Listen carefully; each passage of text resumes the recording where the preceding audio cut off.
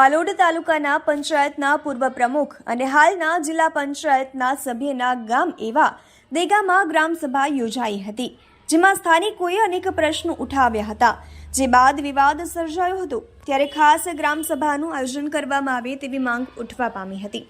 તાપી જિલ્લા પંચાયત દ્વારા ટ્રેક્ટર અને ટ્રોલીનું વિતરણ કરવામાં આવ્યું હતું, જે ટ્રેક્ટર જિલ્લા પંચાયતના સભ્ય દેગામા ગામના ભૂપેન્દ્ર ગામિતને આપવામાં આવ્યું હતું અને તે ટ્રેક્ટર તેમણે ગ્રામ પંચાયતને સોંપી દેવાનું હતું, પરંતુ આજ દિન સુધી આ ટ્રેક્ટર ગ્રામ પંચાયતને સોંપવામાં નથી આવ્યું અને આ ટ્રેક્ટરનો ઉપયોગ ભૂપેન્દ્ર ગામિત દ્વારા પોતાના ખાનગી વપરાશમાં કરવામાં આવતો હોય તેવા આક્ષેપો ગ્રામસભામાં કરવામાં આવ્યા હતા।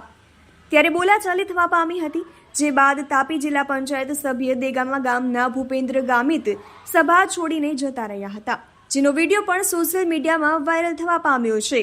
તાપી જિલ્લા પંચાયત દ્વારા ટ્રેક્ટર અને ટ્રોલીનું વિતરણ કરવામાં આવ્યું હતું, જે ટ્રેક્ટર જિલ્લા પંચાયતના સભ્ય દેગામા ગામના ભૂપેન્દ્ર ગામિતને આપવામાં આવ્યું હતું અને તે ટ્રેક્ટર તેમણે ગ્રામ પંચાયતને સોંપી દેવાનું હતું।